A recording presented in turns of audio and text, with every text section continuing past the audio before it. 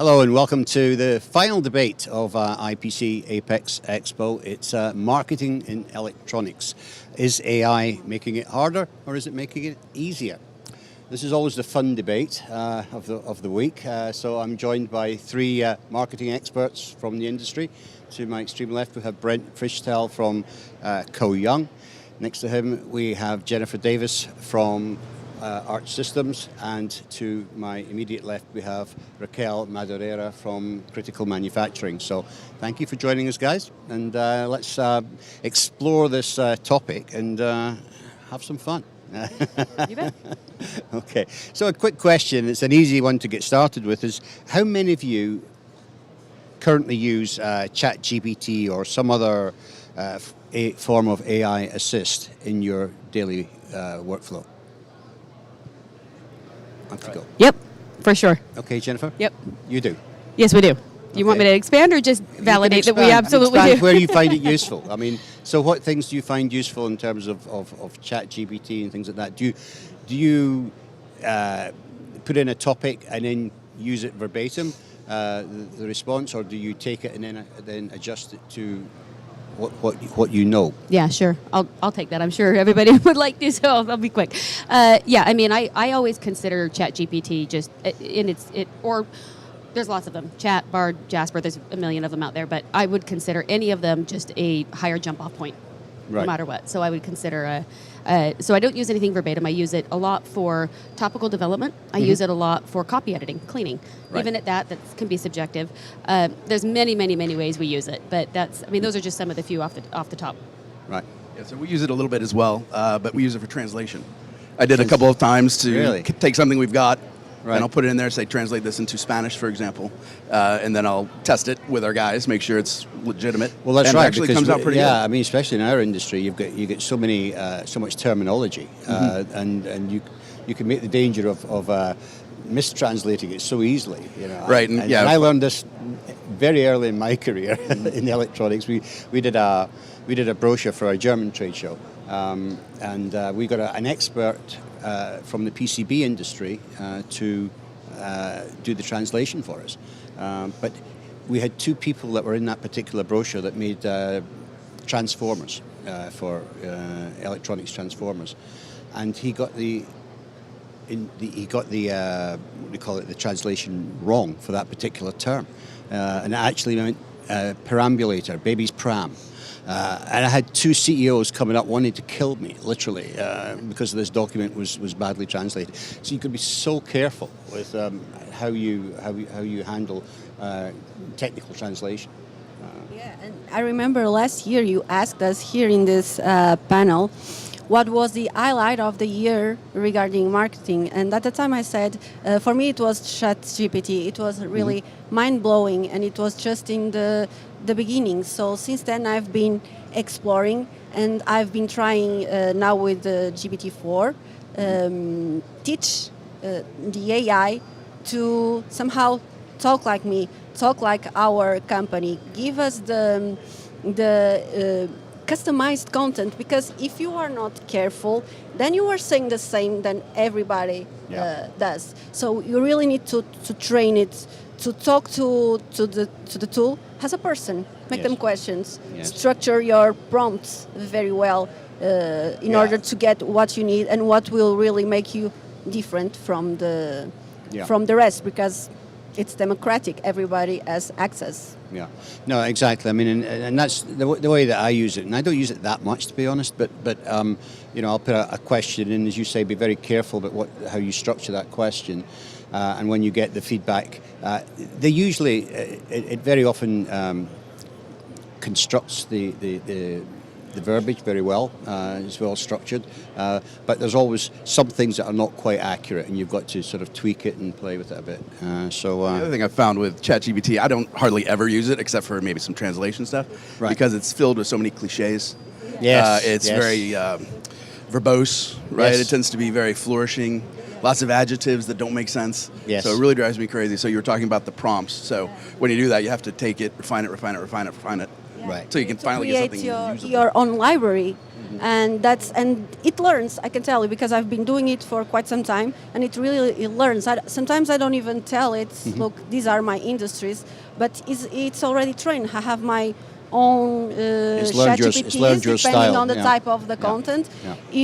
You need to make a lot of change, and you need to customize it every time. You need to create something, but I don't use it as well to create content itself. I use it more for outlining the content. So I'm lacking on ideas. Okay, what can I talk about this theme? What would be a nice structure to follow? And in that sense, I think it's very, very useful. Right. I want to double tap on something that Raquel is saying. This is such a good point, and everybody should be aware of this. There are so many good AI tools out there, but she's exactly right. They do need to be trained, and some of them are coming with really, really good functionality in asking what voice I want this to be shared in. Do I want it to be thoughtful? Do I want it humorous? Do I want leadership? There's so many different opportunities for you to really form your own brand using AI tools.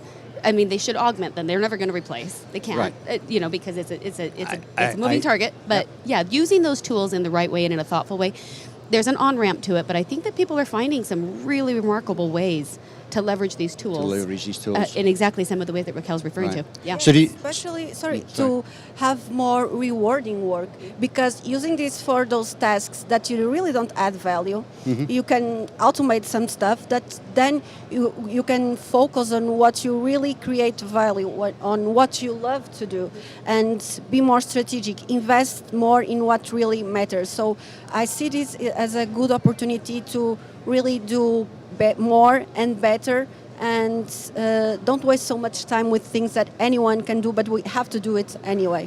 Right. So, to answer my second question, you probably, I was going to ask, do you think that AI is going to create more opportunities or more challenges in your daily life? I'm assuming it's going to be more opportunities in your case. Yeah, I believe so, but we really need to have very careful, as we were saying, because there are other concerns or challenges related to privacy, related to ethics, and this can be very challenging. Right now, you don't have really something to follow legally on what can you do with it. And the other kind of challenge is exactly how to differentiate, how to create more value, how to be different when in front of your audiences, from the competitor, from whoever. So this is so it brings exciting opportunities, indeed, but also significant challenges. Yes. Brent, how do you deal with it within your company? Do other people who are writing things within your company, is there any sort of rules or guidelines for people that are...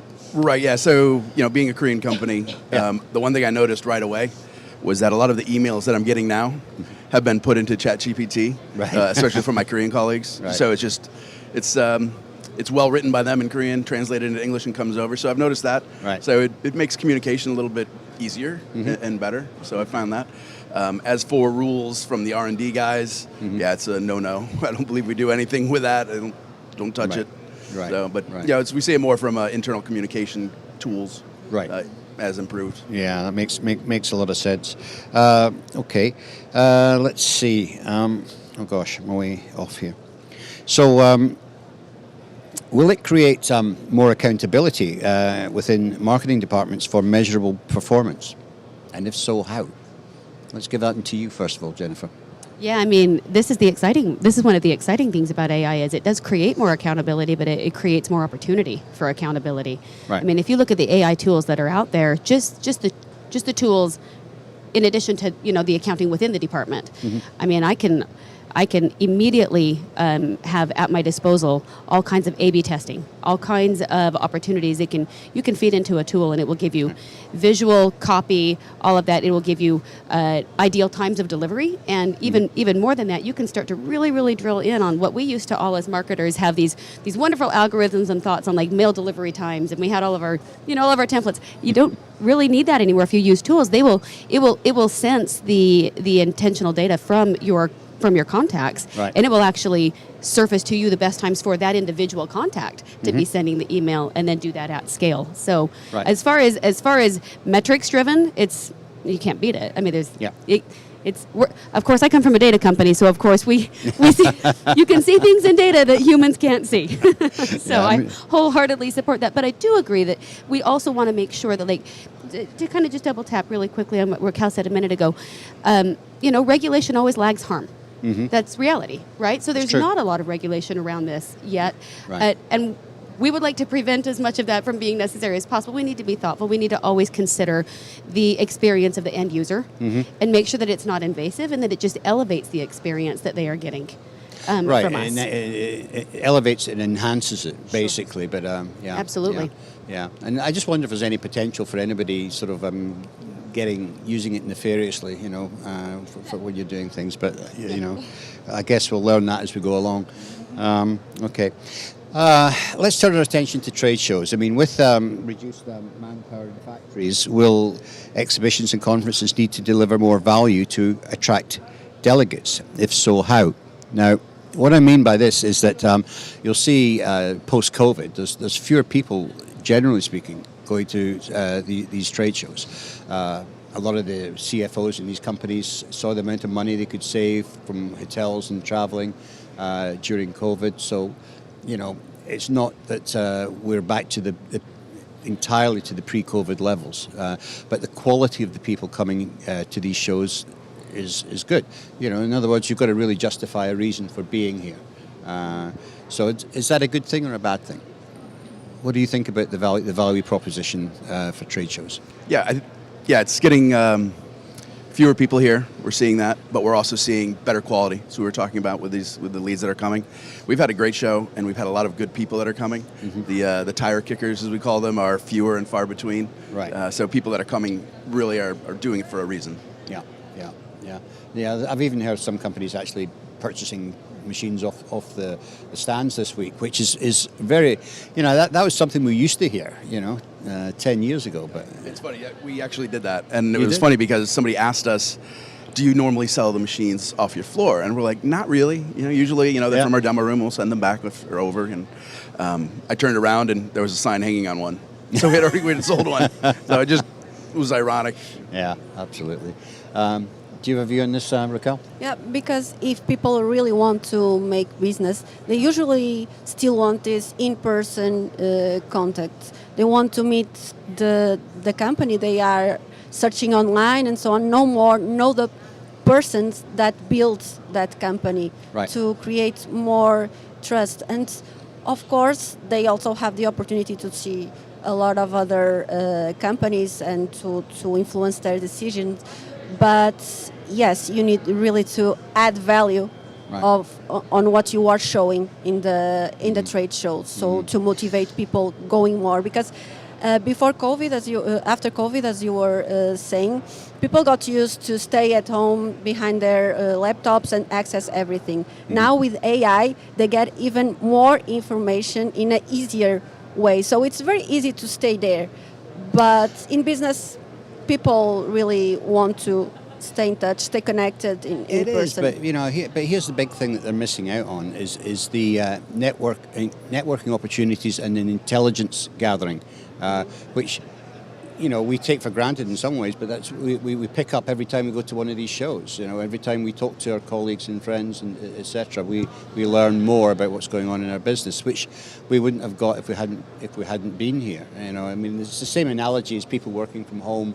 They've now been made to go back into the office, because once they're back in the office, you get this teamwork working together again. Double tap on that for just one quick second. So I'm going to make an odd analogy, but as we were talking earlier about, back to AI for just a second into this, we talk about AI and some of the implications and some of the, caution that we need to express around that. And I was in a meeting last summer with a woman who is pioneering a bunch of the research for AI from MIT. And she made a comment that stuck with me, that she was, a lot of the audience was asking about, should we just go all in on ChatGPT? Should we just go for it? And of course there were people like, we should just go for it. And there are other people that are like, we should be careful, right? Yeah. And, and she was kind of explaining the the capability of AI, she said, you have to think about it as a highly creative intern that, will say yes to what you tell it, and it will give you lots of plausible, creative, answers to that. Mm-hmm. Would you put a highly creative intern into the action loop, in the decision-making loop? I would not. And I think most people would not. So kind of making that analogy back to trade shows, it's kind of that same thing. There are lots of really wonderful applications for AI. It can't be replaced at trade shows. People are much more intentional at the show now in our interaction. People are truly here to further their business and to further the industry. Yeah, absolutely. So it's, I've noticed that as well. Yeah, I think you get much more value out of these trade shows in that respect. It's all about the balance between technology and human insights and creativity. Mm-hmm. It still needs to be there, I think. Yeah. Okay. All right. So let's round off with my last question, which is what? No, it's not my second last question. Sorry. So, what tools are you finding most effective in helping you to produce marketing materials and track results? So, the landscape is changing all the time. There's lots of new tools coming in, as you mentioned earlier, Jennifer. What have you found in the last 12 months has really been helpful to you and piqued your interest? Let's start with Brent. So we'll play around with ChatGPT a little bit, just to kind of outline ideas and come up with that. I did try using one of the image generation tools. Did not work well. Did not like it. Right. Lines were a little wonky, so unless it's like an ethereal landscape, it's spot on. But when you actually need something that's concrete for us, it doesn't work. It's clunky. It's still very clunky, that kind of technology at the moment. Yeah, you're right. What have you found that's been really helpful to you in the last 12 months? Any new tools, any new apps in particular? Yeah, again, there's a few of them. Chat is really great for translation. I can't echo that more loudly for Brent. It's really remarkable. If you need to do a really quick turnaround on nice translation, and in just side note, it's also really applicable it can be sidelined with a lot of other solutions integrated within manufacturing. It has to be done very carefully, but it can be, right? Right. As far as marketing materials, there's a lot. I mean, the CRMs have gotten really intelligent. Yes. CRMs have gotten really intelligent in the amount of prompting and delivery and automation and the amount of, aligning along with your brand that it can do. Some of the other incredible things that I'm seeing are, I could do a quick video of myself delivering if our sales team wanted to do a quick video package of a quick message in an email to a customer, 10-15 seconds delivery. Yep. They could do that. Yep. They can also put that in library. The AI can remodel that, my voice, my face, and all of it, and it can change the person's name, the person's company, and it can send out massive numbers of personalized delivery. You're right. I mean, there's many tools. That's been an incredible tool as well. I saw that one because I always remember 2 years ago being at CES in Las Vegas, and there was a company there that was basically doing the same thing, that they would take you into a studio environment and take 65,000 photographs of you from different angles, and then recreate you in a 3D form, and you could be able to say whatever you wanted to do. But creepy. It's very creepy. It's very creepy. But I was thinking, I'm not getting any younger, So anyway, I was really interested by this company. But as you just mentioned there, Jennifer, we've now got a software package, a very cheap, easy to access app where you can literally do that now. Without having to go to the expense, because they wanted to charge a lot of money for this. And it's incredible capability. Also comes with it, I would always argue for a high level of integrity. If you're going to use them, make sure that you're using them with, again, a high level of integrity. Of course. Yeah, I mean, we've all seen the examples of swapping out Donald Trump, Joe Biden's head, and all the rest of it. Yeah, I know. You've got to be very careful with that stuff. You can have a lot of fun, but yeah, I know. Raquel, what have you seen in the last 12 months? So far, I've been using it more as a kind of a ideation machine. Yeah. That's because for me, there are three phases regarding this AI thing that can be similar to other things. That is, first you need to really understand it. Understand how it works. What is the potential? Explore, let's say. Then you need to gain the competences to work with it, learn to work with it, and then to differentiate, you need to master it. Right. But On top of this, I'm still personally in a stage that, and I read something very recently that totally resonates to me. That is in a book from Adam Grant, The Hidden Potential, and he says something like the skills that make us human are, with all this technology, are increasingly important to master. So right now it's really about, for me still, to differentiate, to be competitive, to master AI, we really need to master also our human skills. It's an interesting comment that you make there, because I mean there are some people that have been saying that AI is being developed, it's being too woke. You know, and in other words, it's got almost like a bias. It's got too much bias and maybe even put a slight political style to it, which of course you're going to be very careful about. But I think it's like everything. It's going to evolve over time. There's going to be different versions of it, but I think it's an exciting technology. On the other side, it will keep advancing, right? Yeah. So we will need to adapt. Yeah. And we need to be, no doubt, an agent of change and embrace it, but learn how to make it really work and how to use it in the best way. Yeah, and as you said as well, Raquel, it's AI is a learning tool. You know, the more you use it, the more it learns your style, and that way you're going to have less potential for things. One last quick thing. Brent, you made a comment last year. You probably won't remember it. It was talking about, you know, at the core of things, how important it is to create good metrics and measurability in marketing, and that is only enhanced by all of the AI tools. I mean, if you can take, at any point, you have much more clarity on historical sales data and intent data, and you layer your good marketing tools on top of that, you've just exponentially created so many more opportunities and a much better experience for the end user, while still retaining that really, really important eye on, you know, measurability. So. No, it's a good point. Great discussion, guys. It's been fun. So I want to thank you all for giving us your insights today. So Brent Fishtel from Koyoung, Jennifer Davis from Arch Systems, and of course Raquel Madureira from Critical Manufacturing. So thank you, everybody, and thank you to our audience for watching. That ends our programming from our live programming anyway, from Apex, from me anyway. We've got 2 more live programs coming up. I have to be corrected there. Of course, we've got Keith Bryant's show coming up shortly, followed by the last edition of Reliability Matters. So from me, thank you for watching.